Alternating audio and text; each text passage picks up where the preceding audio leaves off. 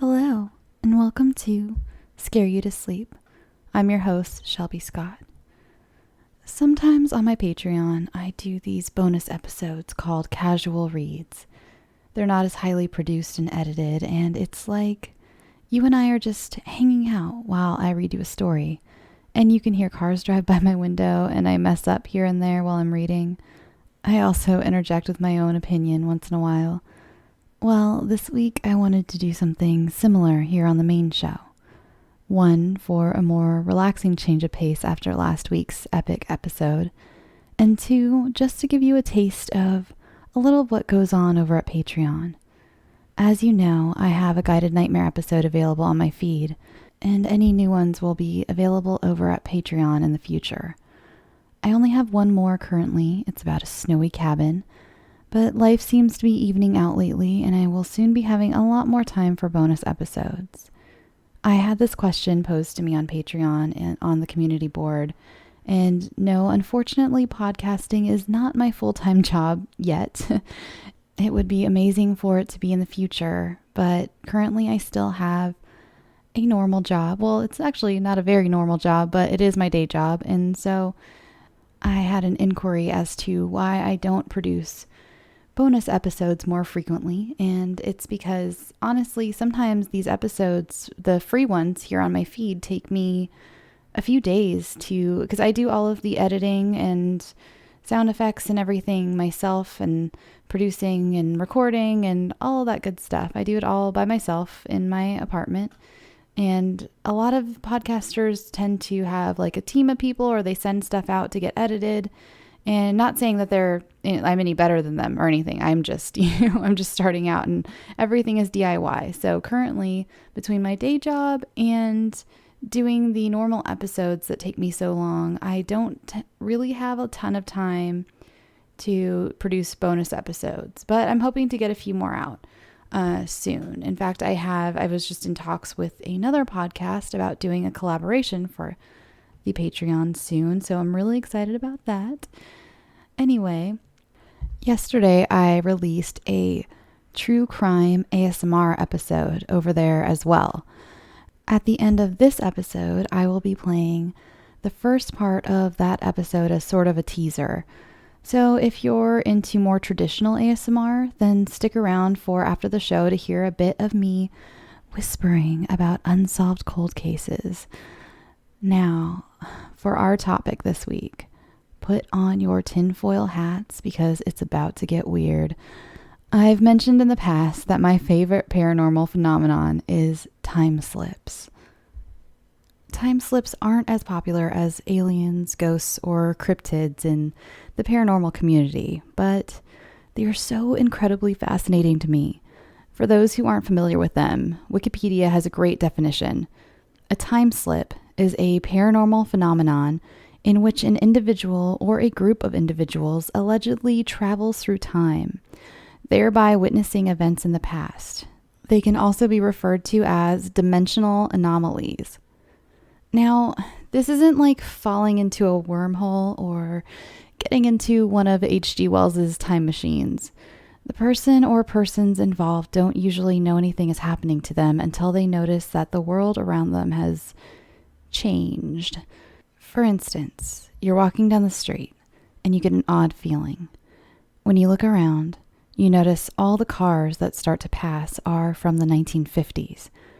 And the bookstore you're about to walk into is now a clothing store that sells what looks to be vintage fashions. That is actually part of a real account that I will get to later. I've scoured the internet for some great stories about this insane phenomenon. I will link them all in the show notes if you'd like to do your own further research. The thing I love most about time slips is so many of them sound so unbelievable, yet there isn't really a benefit for the storyteller to make them up.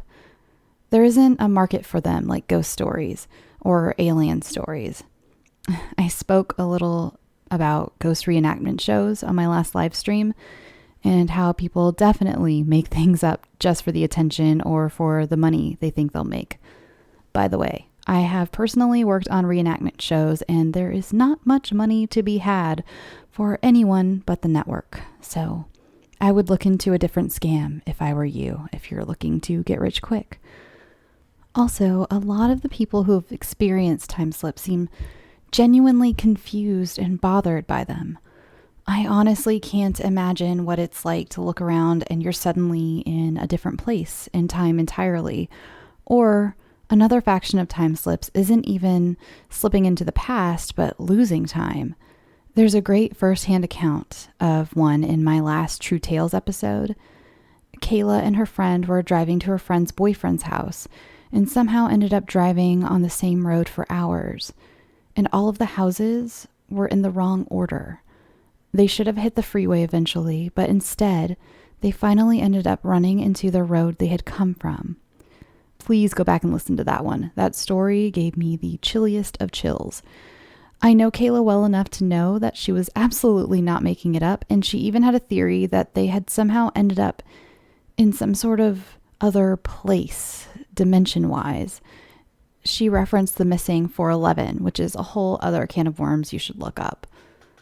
So we may as well start out with the most famous time slip story. If you've heard of time slips, then you've probably heard this one already. It's probably the first one I heard as well. It's called the Moberly Jourdain Incident, also known as the Ghosts of Petit Trianon or Versailles. Don't you like my French accent? It's probably impeccable. Okay, so the Moberly Jourdain Incident. In 1911, Moberly and Jourdain published a book entitled An Adventure under the names Elizabeth Morrison and Francis Lamont. Their book describes a visit they made to the Petit Trianon, a small chateau in the grounds of the Palace of Versailles, where they claimed to have seen the gardens as they had been in the late 18th century, as well as ghosts, including Marie Antoinette and others. So Charlotte Moberly was born in 1846 and was the 10th of 15 children. She came from a professional background.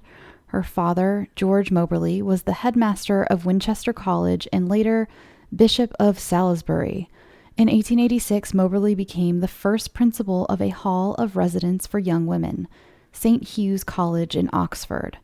It became apparent that Moberly needed someone to help run the college, and Jourdain was asked to become Moberly's assistant. Her name was Eleanor.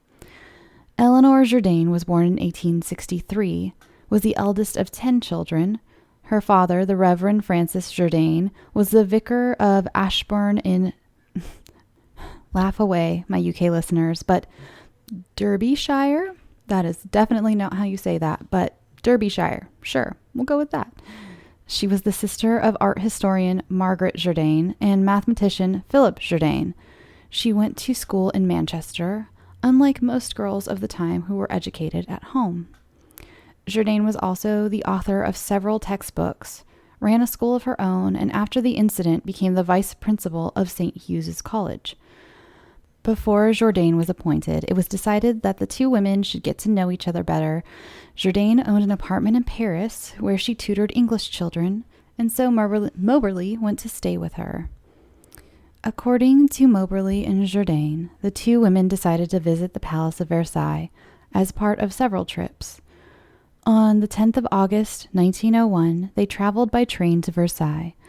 They did not think much of the palace after touring it, so they decided to walk through the gardens to the Petit Trianon. On the way, they reached the Grand Trianon and found it was closed to the public. By the way, they weren't impressed by Versailles.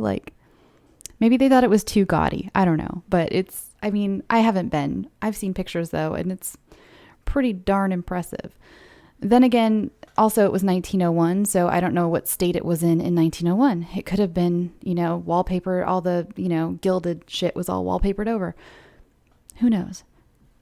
Anyway, they traveled with a Baedeker guidebook, but the two women soon became lost after missing the turn for the main avenue. And before we find out where the ladies were going and what they saw, I have a really quick word from Helix. You know what I can't stand? the idea that one mattress is best for everyone. Your mattress sucks because it wasn't designed for you and it's ruining your sleep. Helix Sleep built a sleep quiz that takes 2 minutes to complete, and they use the answers to match your body type and sleep preferences to the perfect mattress. Whether you're a side sleeper, hot sleeper, like a plush or firm bed, with Helix, there's no more guessing or confusion. Just go to helixsleep.com/sleep. Take their 2-minute sleep quiz and they'll match you to a mattress that will give you the best sleep of your life. For couples, Helix can even split the mattress down the middle, providing individual support needs and feel preferences for each side. They have a 10-year warranty, and you get to try it out for 100 nights risk-free. 100 nights is a lot of time, people. Right now, Helix is offering up to $125 off all mattress orders. Get up to $125 off at helixsleep.com/sleep. That's helixsleep.com/sleep for $125 off your mattress order. helixsleep.com/sleep. Oh, you guys, this French. They missed their street. I'm not going to try. Anyway, they passed this road and entered a lane where, unknown to them, they passed their destination. Moberly noticed a woman shaking a white cloth out of a window, and Jourdain noticed an old deserted farmhouse, outside of which was an old plow. At this point, they claimed that a feeling of oppression and dreariness came over them. Also, just a note, that is something that I've heard in other time slip stories, is you get a weird, sad feeling. Like they said, oppression and dreariness. Anyway, they then saw that some men who looked like palace gardeners who told them to go straight on. Moberly later described the men as very dignified officials, dressed in long grayish-green coats with small 3-cornered hats. Jourdain noticed a cottage with a woman and a girl in the doorway. The woman was holding out a jug to the girl. Jourdain described it as tableau vivant, a living picture, much like Madame Tussaud's waxworks. Moberly did not observe the cottage, but felt the atmosphere change. She wrote, "Everything suddenly looked unnatural, therefore unpleasant. Even the trees seemed to become flat and lifeless, like wood worked in a tapestry. There were no effects of light and shade, and no wind stirred in the trees. They reached the edge of a wood, close to the Temple de l'Amour, and came across a man seated beside a garden kiosk, wearing a cloak and a large shady hat. After crossing a bridge, they reached the gardens in front of the palace, and Moberly noticed a lady sketching on the grass who looked at them. She later described what she saw in great detail. The lady was wearing a light summer dress. On her head was a shady white hat, and she had lots of fair hair. Moberly thought she was just a tourist at first, but the dress appeared to be old-fashioned. Moberly came to believe that the lady was Marie Antoinette. Jourdain, however, did not see the lady. After this, they were directed round to the entrance and joined a party of other visitors. After touring the house, they had tea at the Hotel des Reservoirs before returning to Jourdain's apartment. After leaving Versailles, neither Jourdain nor Moberly mentioned the incident to one another until a week later. Basically, after that, Jourdain and Moberly decided that they thought that Versailles was probably haunted. By the way, I got a lot of this off of the Wikipedia page. It's got its own Wikipedia page.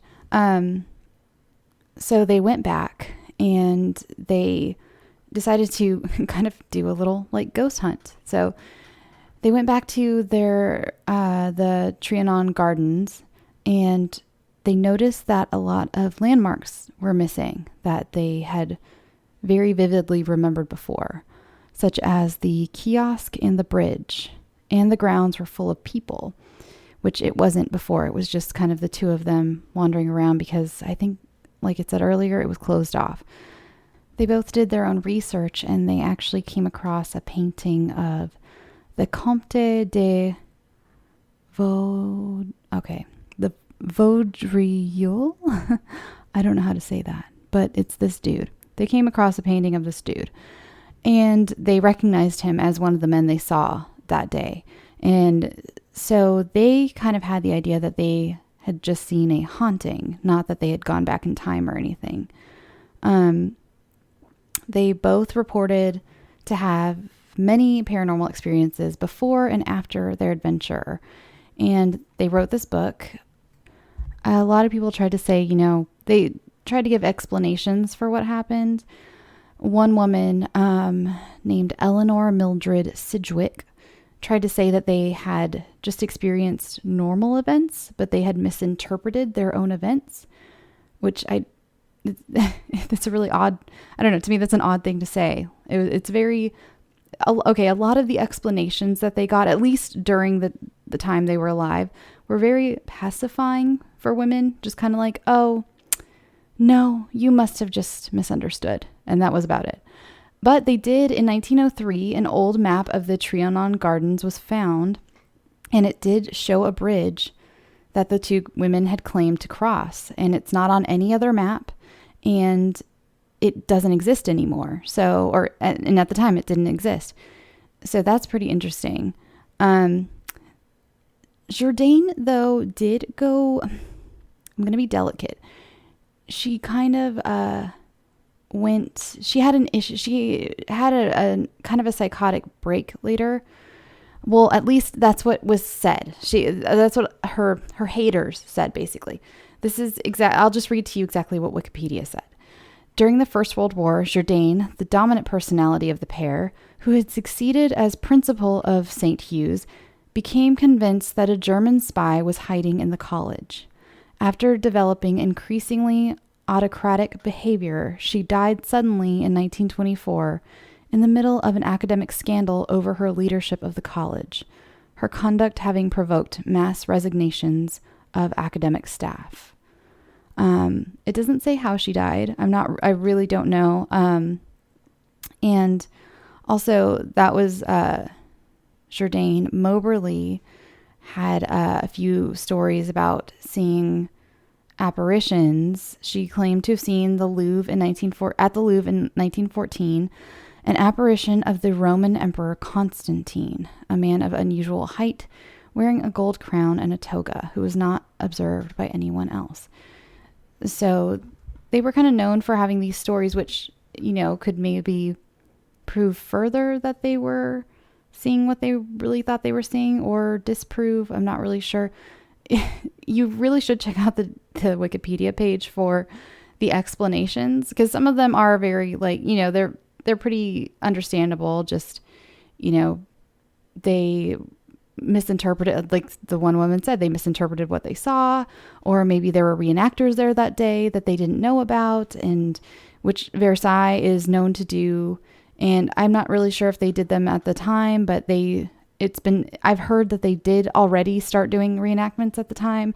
So they could have been reenactors just kind of on a break in a closed part of the gardens. One psychologist suggested that it was a hallucinatory experience. There are a lot of, I feel like some of the explanations are almost crazier than just believing that they had a paranormal experience. Some of them are pretty good explanations, though. Apparently this French poet used to live near Versailles around that time, and did say that they used to have fancy dress parties at Versailles where people would dress up. My next favorite story of time slips actually is another one that happened in France. This was, again, some English folks who were traveling to Spain and stopped over in France in the 1970s. They began their trip in Dover in the beginning of October in 1979. Their names were Jeff and Pauline Simpson, and their friends Len and Cynthia Gisby. So on their way to Spain, they stopped in Montélimar, France on October the 3rd. All of the local inns were full, but a helpful man dressed in an old-fashioned plum-colored suit in the lobby pointed them down the road to a hotel that might be able to put them up for the night. The road they traveled down was cobbled and narrow, and they couldn't help but noticing very old-fashioned posters for a circus lining their route. They stopped at a different inn for further directions. They eventually found themselves by two buildings, one a police station, the other at an old-fashioned two-story building marked hotel. Upon entering the hotel, they found themselves in the hotel bar and discovered that although the owner couldn't speak English, he understood their requests for a room, and after dinner, they headed up to see them. They found the rooms to be clean, but very outdated. There was no glass in the window, but wooden shutters instead. The door could be locked only by means of wooden catch. There was no telephone, there were bolsters but no pillows, and the plumbing was antique. But though basic, it was perfectly acceptable for their purposes, a nice long sleep. In the morning they awoke and headed down for breakfast. They were startled by the appearance of a few others in the hotel. One was a woman wearing a long dress and button boots and carrying a little dog. Two police officers came into the hotel wearing clothes unlike any other officers the couples had seen. The couples finished up and prepared to leave. They asked one of the police officers for directions back to the autoroute and on to Avignon, but he didn't seem to understand the word. The couples put this down to their poor pronunciation, like mine probably was. He gave them some directions, which they later found led them to an old out-of-the-way road. When they settled up their bill, they were in for another not unwelcome surprise. In total, their bill came to 19 francs, which was about 1/13 of what they would have expected. They inquired with the police officer again, as they felt there may have been some mistake, but he assured them all was well and handed over the paltry sum, and they were off to sunny Spain. Now, here's where it gets real weird. On their return trip, they were unable to locate this hotel, despite finding the right road, and when they inquired about it, they were told that they knew of no such nearby hotel, and they denied the existence of anyone in a plum-colored suit working for them. The couples were forced to stay in a hotel in Lyon and pay over 200 francs for a room. When they got home, they found the pictures they had taken in the hotel were missing. Not blank, nor obscured, but gone, and the reel had been filled with other pictures. Later investigation found the reel showed markings halfway along, showing the camera had tried to take pictures but had failed. They have been back to visit since, but they have found no trace of the hotel. Although somewhere similar was found, they deny this was the hotel they stayed in. They later identified the uniforms worn by the gendarme as those used before 1905. So this one was really interesting, and I've read in other ones that the husbands specifically remember taking pictures of their wives in front of the windows because they had no glass in them. They thought it was so charming, and so they took pictures of their wives in front of these shuttered windows, and they were just gone.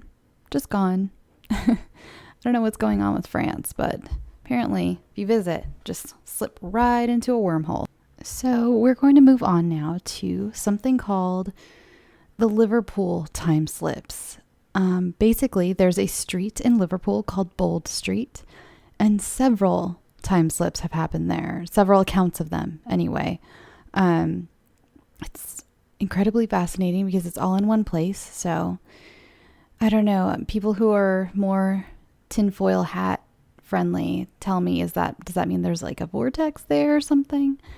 I'm not sure. But let me tell you a few of the stories that have happened on Bold Street. So the first one happened in 1996, and a man named Frank set off with his wife to go shopping in Liverpool. His wife decided that she wanted to go and buy a book at Waterstones, the large bookstore, and they started to walk towards the area of the shop. As they approached Bold Street, Frank decided to go to another shop first, but bumped into a friend and stopped to chat in the street. His wife went ahead without him. A few moments later, Frank said goodbye, visited his shop, and turned back to meet his wife. After reaching Bold Street, he headed on towards the bookstore. As he approached, he glanced up and was surprised to see the name, Cripps, above the door. As he was about to cross over to see what was going on, a van swept past him with the name Cardens on the side. The van driver honked his old-fashioned horn and drove past. Looking around, Frank suddenly realized that things were not quite what they should be. He looked at the cars driving past and realized that they were all old-fashioned vehicles, such as people would drive back in the 50s and 60s. And then he noticed the people. Men were wearing hats and macks, and the women were dressed in headscarves, full skirts, and had old-fashioned hairstyles, such as women wore just after the war. By this time, Frank was beginning to feel slightly freaked out. He carried on crossing the road and headed towards the store. As he got closer, he noticed through the window handbags, shoes, and umbrellas. Suddenly, he saw a young woman standing looking totally bemused up at the shop sign. She was wearing modern clothes, and as she saw him approaching, smiled at him. Frank went into the shop, closely followed by the young woman. When they entered, he was surprised and pleased to see that it had indeed turned back into a bookshop. The young woman smiled, shook her head, and said, "That was strange. I thought it was a new clothes shop." Then she walked away, looking extremely puzzled. Frank never stopped talking about this. Was it a time slip? Evidently, Cripps was a woman's shop that sold clothes and other goods, and Cardin's was also a well-known Liverpool firm that owned vans around the time Frank found himself in. Now this is story number 2 from Bold Street in Liverpool. The second story concerns a young girl by the name of Imogen. She had decided to go into Liverpool to buy her sister Abigail a few things for her new baby. Upon arriving, she was happy to see a new mother care store had opened up on the corner of Lord Street in Whitechapel. She wandered around the store and picked up a few baby items such as cardigans, baby bibs, and gloves. She was surprised to see how cheap the items were, but thought that they were on offer as the store had just opened. Taking them to the counter, she tried to pay with her credit card. The staff member looked at her suspiciously and went off to get a manager. When she came back, she looked at the card and told Imogen that they didn't take cards. So disappointed, Imogen went and put the items back as she didn't have any money with her. When she got home, she told her mother what had happened. Her mother was surprised and really puzzled. "That store closed years ago," she said. "There's a bank there now. In fact, it's where I have my account." Not believing her, Imogen took her mother back to the same place the next day. Sure enough, the store wasn't there. It was just a bank, just as her mother had told her. There are probably about 10 time slip stories I found from Liverpool, and specifically around Bold Street. I'm only going to read one more, and this one is pretty neat because it's got 2 different sides of the story. This one they named "A Thief Goes Back to 1967. The third tale is of a young man named Sean, who, while shoplifting in Liverpool back in 2006, ran away from a security guard and headed down Hanover Street. Trying to shake off the guard, Sean, age 19, turned into a dead-end street called Brooks Alley. By this time, he was out of breath and started to get a tight sensation in his chest. He soon realized that actually it wasn't a problem with him, but the atmosphere around him. Remember I talked about that weird, oppressing feeling sometimes people feel? He waited for the guard to come around the corner after him, but he never appeared. So, thinking he had given him the slip, he sauntered back out and started to walk down Hanover Street again. But he soon realized that something was wrong.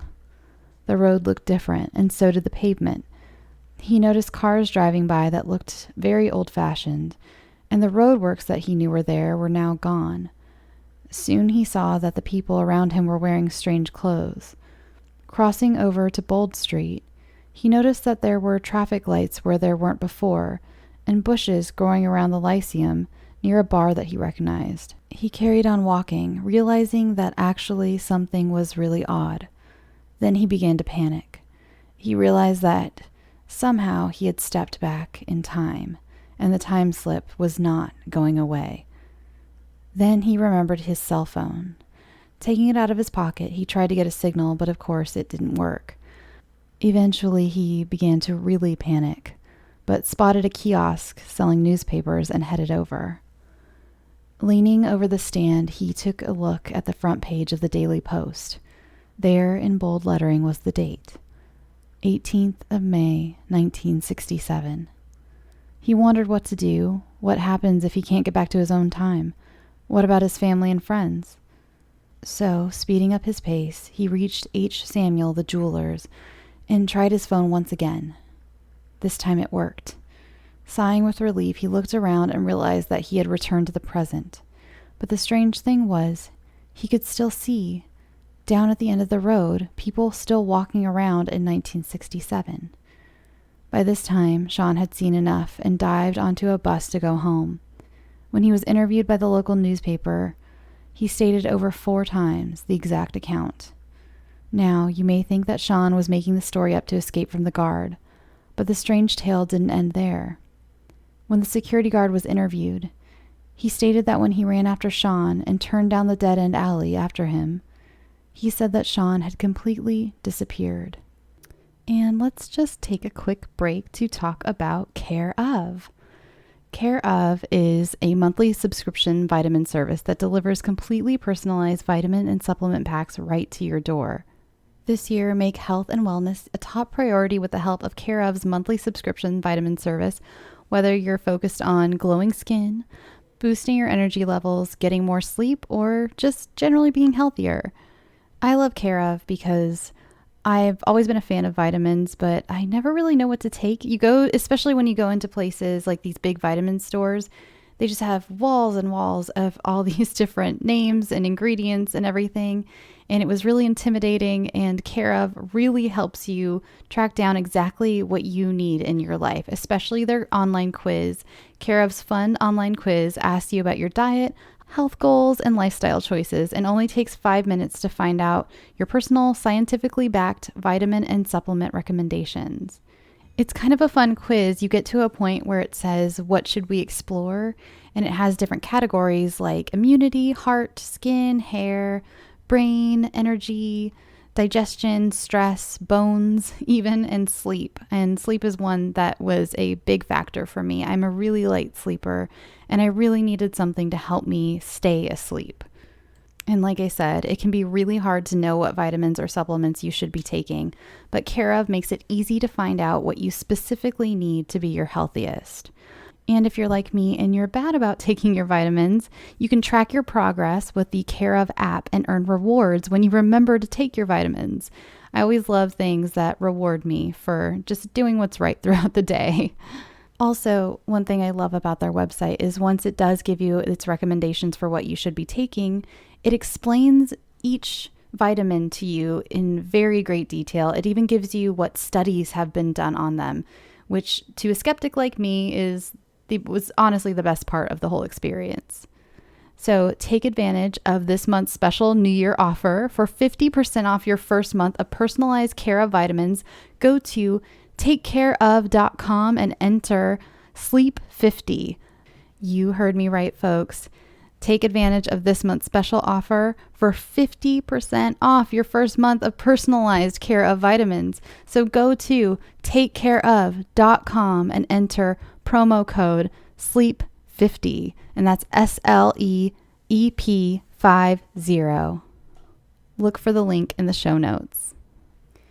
So I read a little bit more about the Liverpool Bold Street phenomenon, and apparently there's an underground train system, and there's a part under Bold Street that makes a circle, and a lot of people think maybe that's what it is.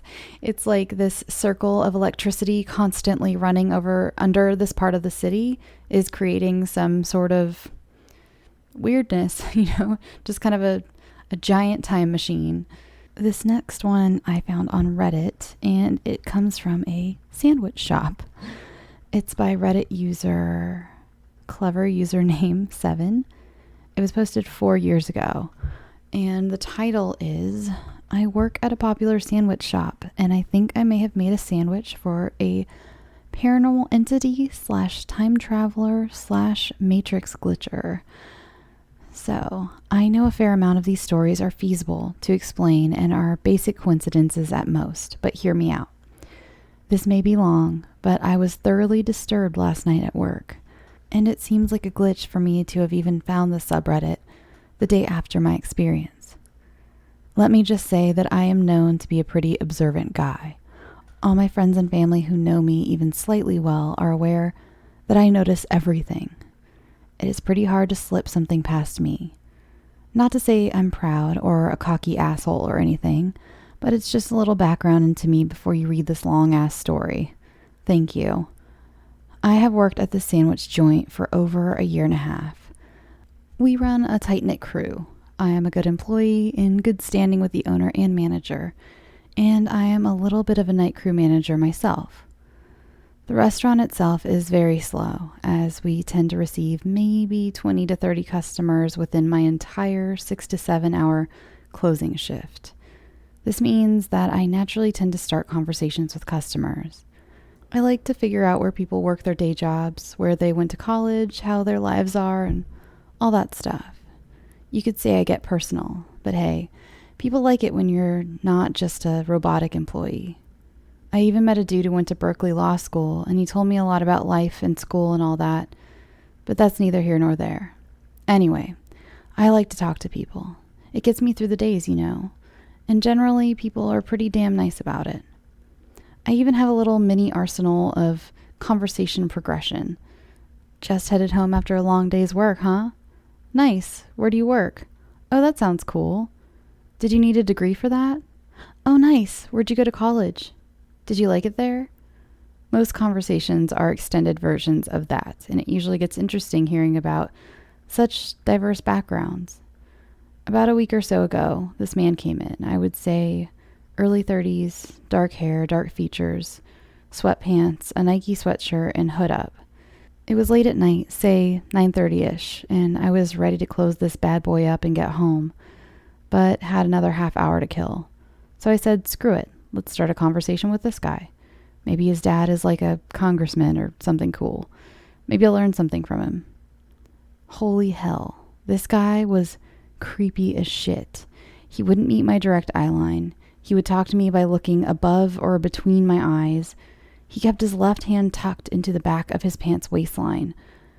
I realize that sentence is a bit hard to visualize, but the best visual I can give is like when people tuck a gun on the back of their pants. It was like he was clutching a gun. He kept his hand there the entire time. He was looking nervous and reluctant, as most people who commit robberies do. And as the sandwich making process progressed, I was becoming more and more sure that I was about to be robbed. He asked for a ham sandwich on white bread. The way we lay the ham is pretty formulaic, but due to his creepy demeanor, I was admittedly feeling nervous. The 8 slices of ham ended up being folded over at different ratios, laid on top of each other sloppily, and did not look too appetizing of a sandwich. The man asked for Swiss cheese. The formula calls for 4 slices, so, as I always do, I picked up a stack of the triangularly cut cheese and fan it all out in such a way where I can grab 4 and throw the rest back into the pile. I lay the cheese in a less than orderly fashion, and the sandwich is still clearly missing its picture perfectness that you see on TV. These details may seem irrelevant, but I just want you to know the gist of it. You'll see why. The man asked if I could toast his sandwich. This means that I would have to turn my back to him for a few seconds to throw it in the toaster. I was running a lot of shit through my mind, and I was not prepared to turn my back to him. This caused a mini sort of panic, and I grabbed his sandwich and attempted to stand in such a way where I could keep my eye on him with my waist twisted enough to get the sandwich in the toaster, but still be looking at him. As you may have guessed, I dropped it. I dropped the sandwich. I made a basic attempt to catch it as it fell, you know, kind of like flared my knee up and tried to use my waist as sort of a cushion to hold up my elbow to catch the sandwich, but to no avail. I guess just imagine fumbling with your phone and the weird motions your body makes in an attempt to catch it right as you realize you dropped it. You get the idea. I was panicking. Hardcore. Splat. In the few seconds before I looked up, I was bracing myself for a very angry creep staring at me. But he was gone. He had left. He vanished. I didn't even hear the squeak of the door, the footsteps, nothing. I ran outside. I looked left, looked right, looked left again, and no cars were driving away.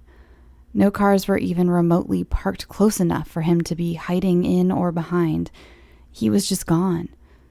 The sandwich was still on the ground, fallen face down. One of the triangles of cheese landed in just perfect angular contrast with the tiles of the floor.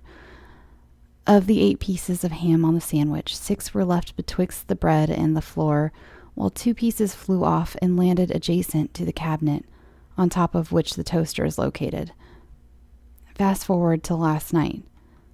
A man much older than the first comes in. I would say 60s, white hair, dark features, probably about 6'6". Was probably the tall, dark, and handsome type dude in the 70s or something. Pretty nice man up until he started ordering his sandwich. Fuck, I just got chills typing that last sentence because I have no idea how to proceed with the story.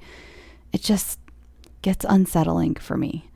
He ended up asking for white bread. I started to carry on my usual conversation. "How's your night going, sir? Just getting off work?" The man answered with a stern affirmative and offered no other information. Okay, clearly this guy didn't want to talk about anything other than his sandwich.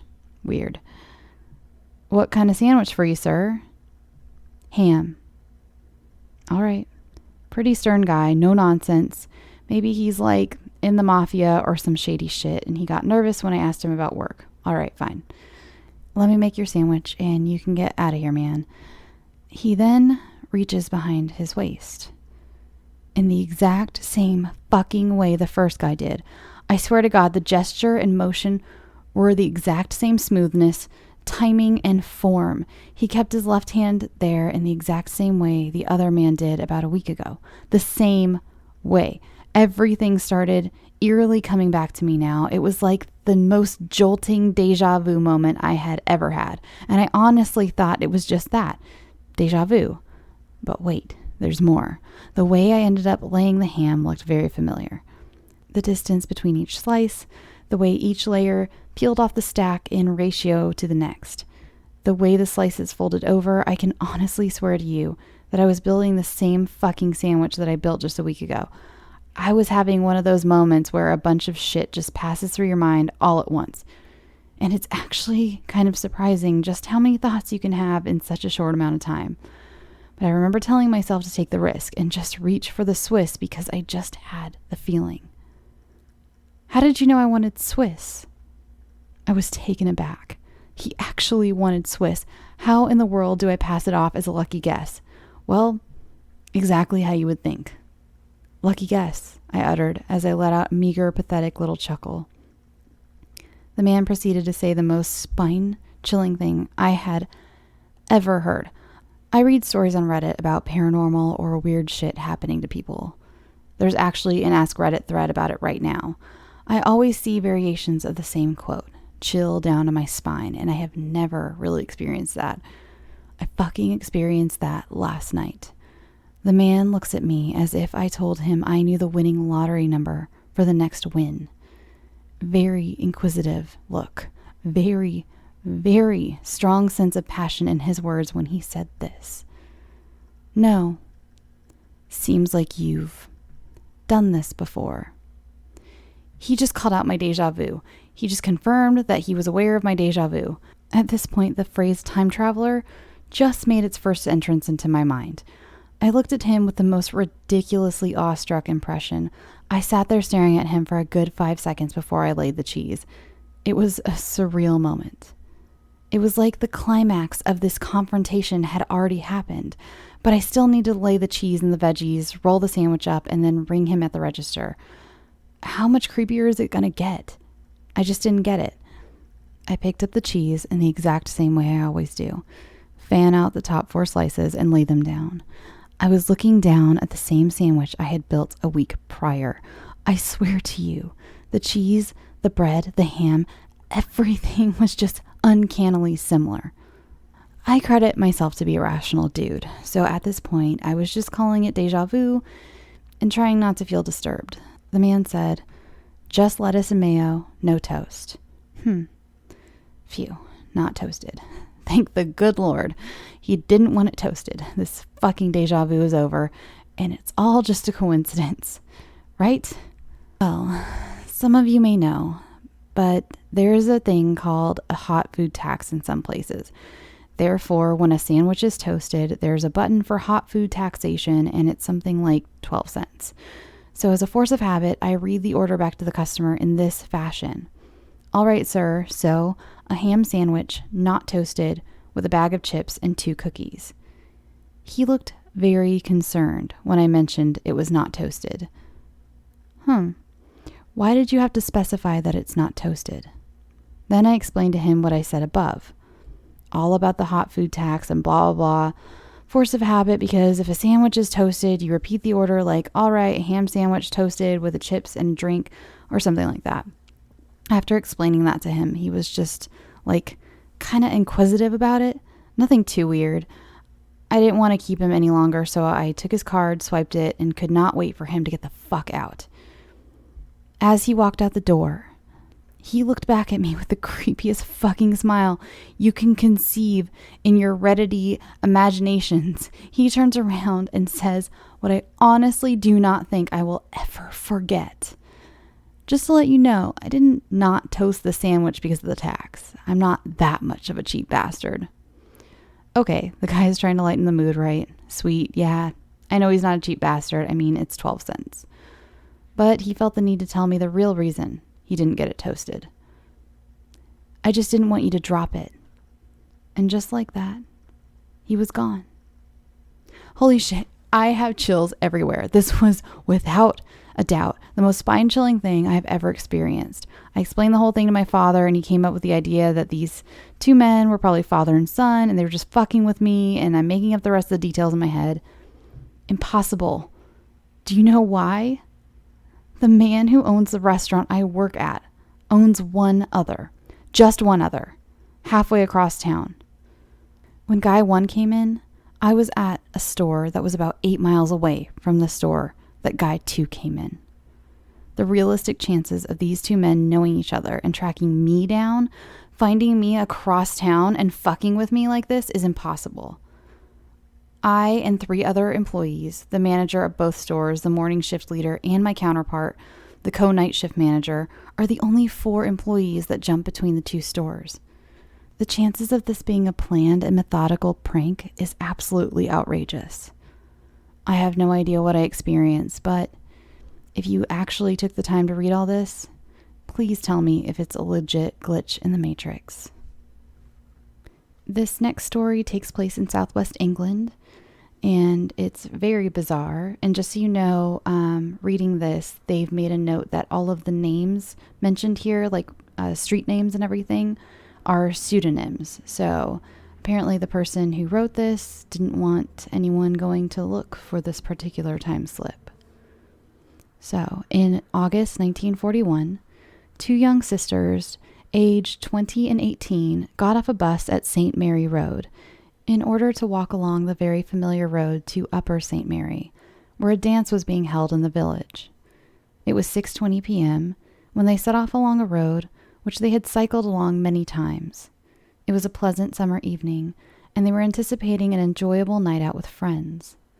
They were country girls, used to walking long distances, even at night, and kept up a brisk pace.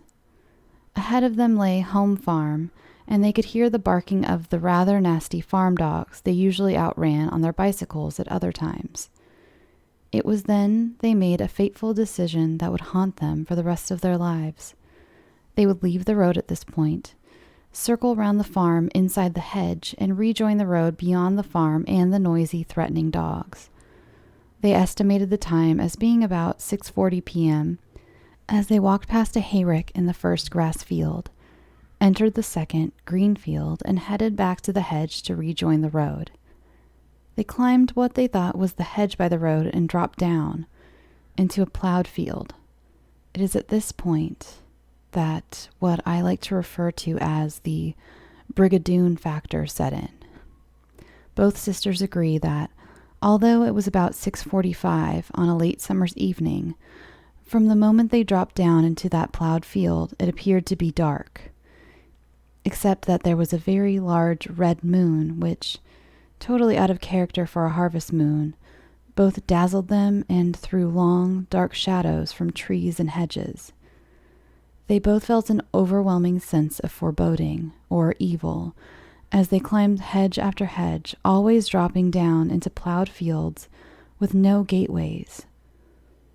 They were always aware of the position of the road because they could see the tall trees of Home Farm and hear the dogs still barking.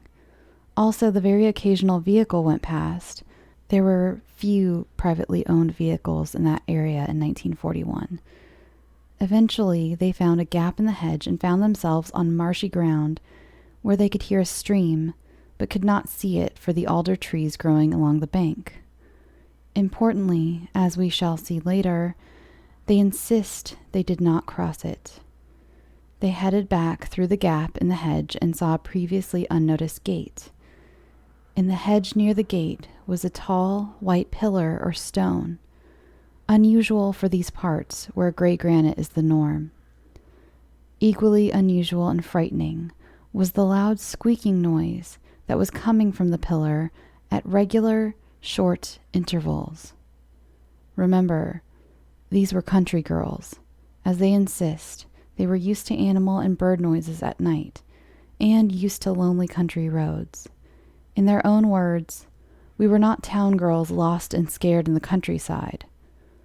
Taking the plunge, they dashed past the white pillar and threw themselves over the gate into the unknown road.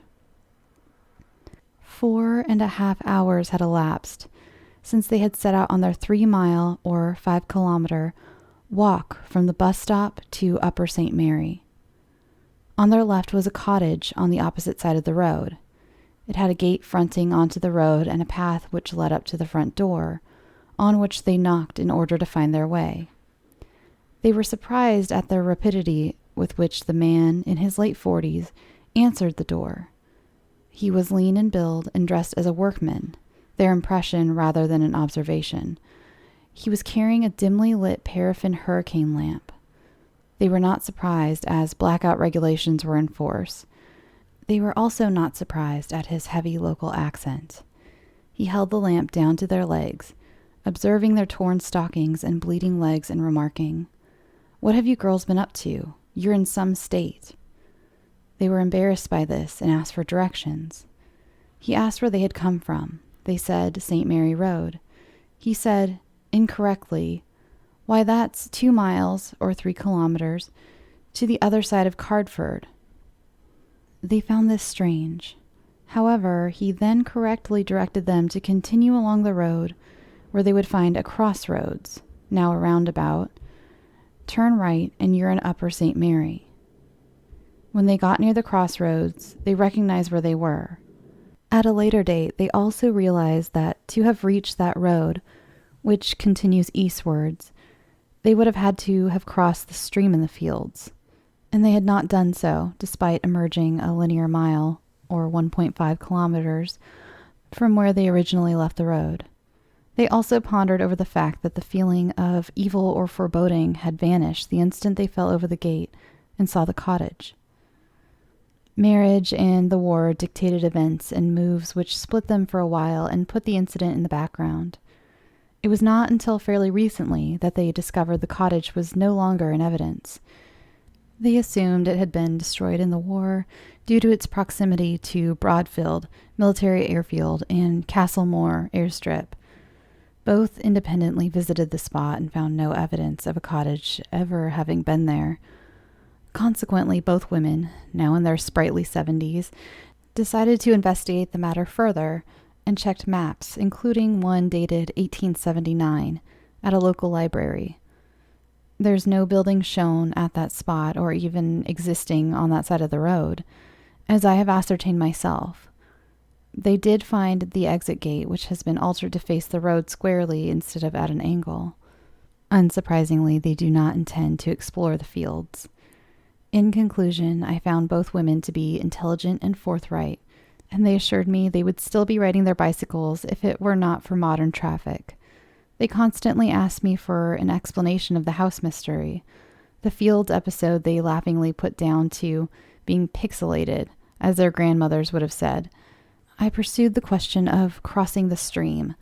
Could they, during the missing 4.5 hours, crossed beyond the stream approximately 1.5 miles away to where it sourced out on the Holland Moor Marsh? No, they assured me. At all times the road position was visible and the dogs were barking. They just could not reach it. They agreed the moon was not usual. It was enormous, and they found it unusually dazzling. They were unable to remember the phase of the moon previous to or following the incident, which is unfortunate. Information regarding phase identification may have shed more light on the matter. Further, they did not see the moon rise. It was just there. They know nothing of the UFO scene, but have since read about Versailles and other time slips. I was able to quote them similar cases of ghost houses appearing where none have been in evidence, which they found of great interest. All they keep saying is, the front door was solid, wooden, and real, and we really banged on it. They are also convinced that the house exists somewhere in the area and are always looking for it during their travels. Further, they are sure that the man in the cottage, which vanished in the best brigadoon fashion, were a manifestation sent to help them in their darkest hours. A guardian angel, as one relative remarked. They did finally arrive at the dance, where they removed their shredded stockings, noting to their amazement that, although they had climbed hedge after hedge and negotiated waist-high brambles, the rest of their clothing was undamaged. By this time the dance was ending, and the taxi they had ordered took them home. To this day, they have never, to their knowledge, experienced any other paranormal event. However, strangely, in their home village, a budgerigar breeder, one Arthur Smith, now deceased, while gathering groundsel for his birds in a field familiar to him, became hopelessly lost and unable to find the gate, until the farmer heard his shouts and called him to the entrance. Perhaps this form of pixelation is more common than we realize, or perhaps it's a Celtic complaint. There may be room for research in this direction. Aficionados of earthlights, UFOs, electronic field anomalies, abductions, and like theories may find grist for their particular mills in this incident.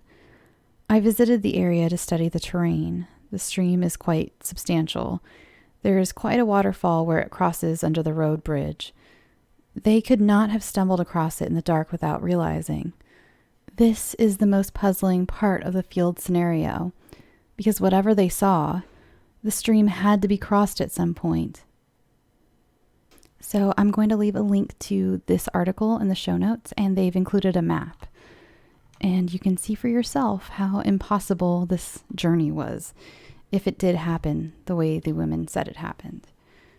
So for the last part of this episode, I'm going to read a couple just really short time slip stories, and they're really fascinating. They just don't take up a lot of time, so I'm going to kind of rapid fire a couple at you and then finish off the episode. And remember, at the very end, after my outro, you can listen to the first half of my ASMR episode, available only to Patreon subscribers.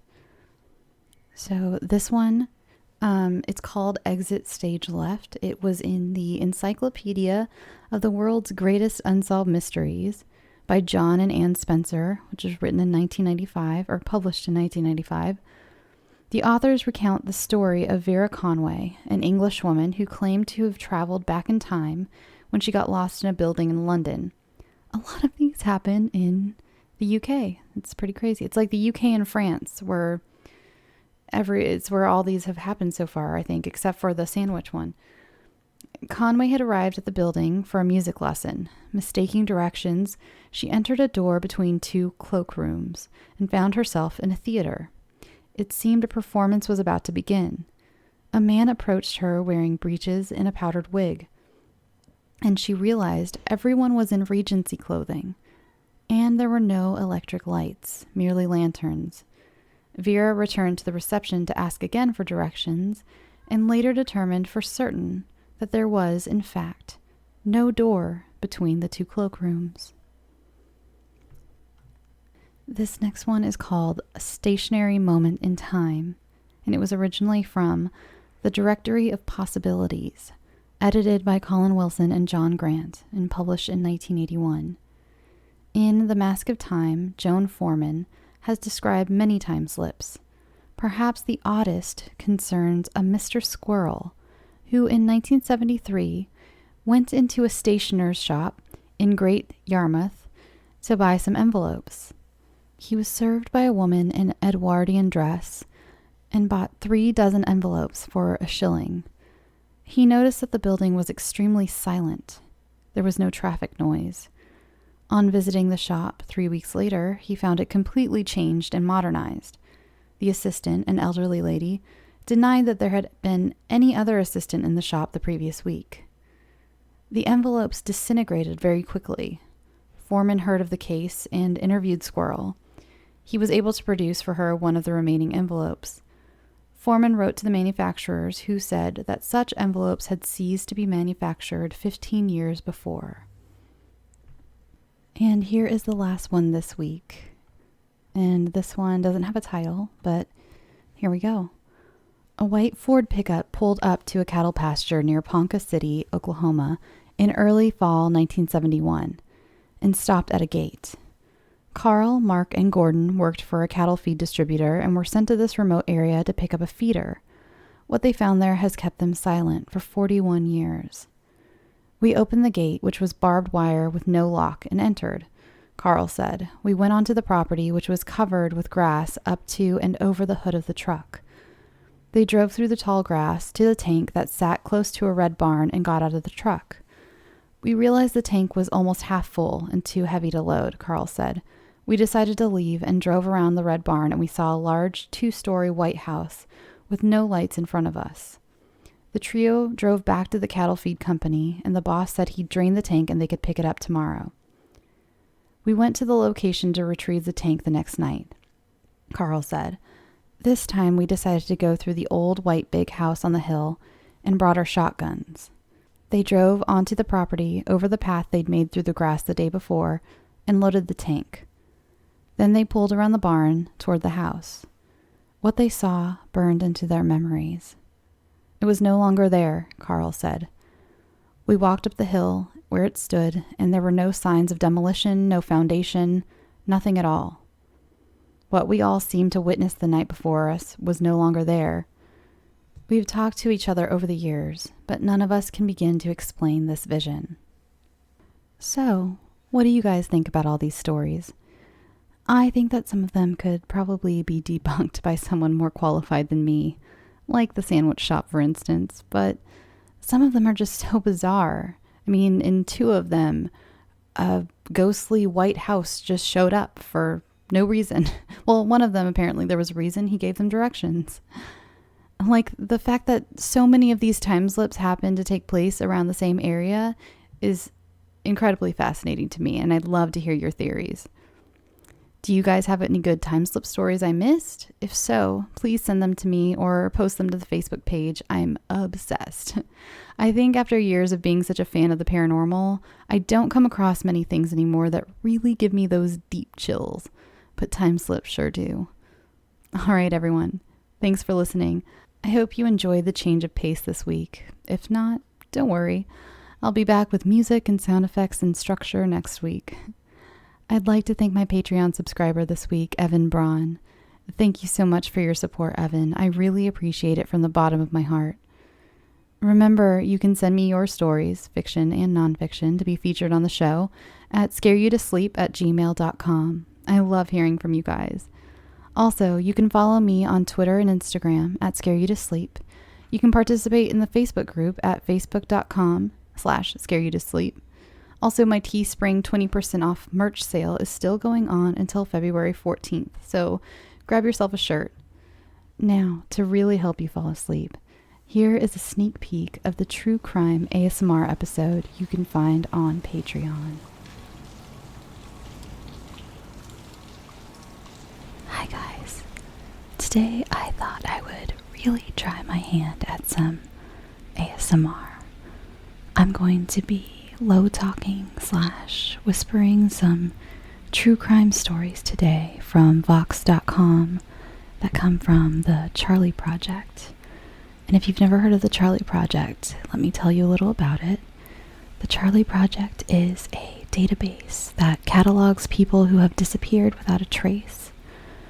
The site is a great resource and repository for modern cases, but if you look at its database chronologically, you will find cases from far earlier in the 20th century that will likely never be solved, simply because all involved have passed away. In these cases from an older America, where a disappearance was less likely to turn into a mass media sensation, that haunt the memory the most. They're a record of time when so-called stranger danger wasn't a well-known topic, or where a woman could run a business selling kidnapped children to the rich. Here are a handful of the best historical disappearances contained in the Charley Project's archives. So I got all of these from Vox.com. They have these all situated on their website. I'll leave a link in the comment section for you guys. Hopefully you can hear the rain outside my window, and hopefully it isn't too distracting if you can hear it. I also have one of those crackly candles with the wooden wicks that I'm going to light for you.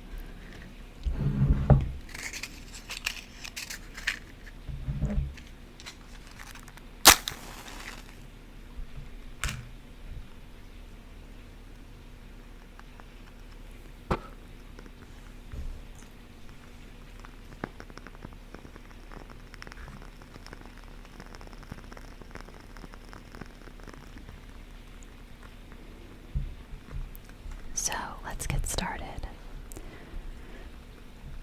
The first story on the list is the Martin family from Oregon in 1958. Let's see. Yeah, you'll also probably be able to hear cars drive by. It's the middle of the day. I also live across the street from an elementary school, so I think they just made an announcement. I can hear the announcements from my window. It feels like being in school again, but I think they just made an announcement telling the kids they had to have lunch inside their classroom since it was raining. You guys mostly know that I live in Los Angeles and I'm from California, and as a California child, we think we melt in the rain, so we cannot have recess in the rain. Okay, so this case is about Barbara Martin. She's been missing since December 7th, 1958. She's been missing from Portland, Oregon. Classification: lost/injured or missing. Age: 14 years old. Height and weight was 5'3", 125 pounds. Clothing/jewelry description: jeans with rolled up cuffs and possibly a beige coat. Distinguishing characteristics: Caucasian female, blonde hair. Barbara's nickname is Barbie. Okay. Barbie disappeared with her family, her father Kenneth, her mother Barbara, and her sisters Susan, 13, and Virginia, 11. The Martins were last seen in their hometown of Portland, Oregon on December 7th, 1958. They lived in the 1700 block of Northeast 57th Avenue. They set off that day in their 9-passenger cream and red 1954 Ford station wagon with a license plate number 1G-7156 en route for Columbus Gorge, where they planned to collect greenery to decorate their home for Christmas. They bought gasoline at Cascade Locks late that afternoon. They were seen leaving a restaurant in Hood River, Oregon, late in the afternoon, on the way back to Portland. Kenneth was carrying 2 cameras. The Martins never arrived home. Everything was left undisturbed at their residence. The previous meal's dishes were draining in the sink. There was a load of wash in the washing machine, and Kenneth's Santa Claus suit was still laid out from a Christmas party he'd been to the night before. They also left a substantial amount of money behind in the family bank accounts. In February 1959, a searcher discovered tire tracks matching the Martins' vehicle, heading off a cliff into the Columbia River near the Dalles, Oregon. I think that's pronounced the dolls. I'm not really sure. In May of that year, a river drilling rig near the site of the tire tracks hooked something heavy and metal on its anchor. Before the object could be pulled to the surface, it came loose. It may have been the missing Ford. A couple of days later, Susan and Virginia's bodies were found downstream near the Bonneville Dam. They had both drowned. Photos of the two girls are posted with this case summary. The cause of death could not be determined due to decomposition, but Virginia's body had a hole in the head. Kenneth, Barbara, and Barbie's remains have never been recovered. Police believe all the Martins either perished after they accidentally drove their car into the river, or possibly they were abducted and were inside their car as it was pushed off the cliff. The only surviving member of the family was the oldest son, Donald, who was in the Navy and stationed in New York at the time of the disappearances. A photo of Donald is posted with this case summary. Walter Graven, the Multnomah County detective in charge of investigating the Martin case, believed the family met with foul play. It would have been uncharacteristic of Kenneth to leave home that day, as he didn't like driving after dark. Someone found a blood-stained gun in the Cascade locks near an abandoned stolen car and turned the gun over to the sheriff's office. The gun was later linked to Donald. He had allegedly stolen it from a sporting goods store several years prior to his family's disappearance. It was never processed for evidence, however. Graven suspected Donald was involved in his family's disappearance, as he couldn't find anyone else who had motive. Donald had a poor relationship with his family, and he didn't come back to Oregon during the search for them, although he did speak to Graven over the phone. He didn't attend the memorial service for his family, although he did return to Oregon in June 1959 to settle the estate. He told Graven he couldn't think of anyone who had any reason to hurt his family, but that he also couldn't see how it could have been an accident. An attempt was made to search the water for additional evidence, but the search was called off when a diver nearly drowned. No further searches were made, and the case was closed. Graven died in 1988, and Donald died in 2003. Kenneth, Barbara, and Barbie remain missing. Barbie was a freshman at Grant High School at the time of her disappearance. So what do you think of that one? That one had a big twist for me. Like, it seemed pretty... I couldn't understand at first, while I was reading it the first time, why they would think that it was anything but just an accident, even though Virginia had a hole in her head that could happen from so many different things in the river, rocks or even garbage, some piece of metal. But it's so suspicious that Donald, I don't know all the details. Maybe he didn't come. He was in the military. There could be a possibility that he couldn't come back for the memorial service, for some reason, because of his job, or maybe he, people grieve in different ways, because it is also weird that he made a point to say that he didn't think it was an accident, and I feel like maybe he would have been like, oh no, it was definitely an accident, if he'd wanted to make sure no one came after him. Or it was hubris, which was actually well placed because he was never caught, but he thought, there's no way they can catch me because, I don't know, this was the perfect crime. Anyway, either way, it's very sad. So this next story, I'm sure a lot of you have heard of. In fact, Vox even mentions it was told on This American Life. So fans of This American Life will have heard this story. And I've heard this story, and I don't listen to This American Life. It's a pretty popular one. Let's see.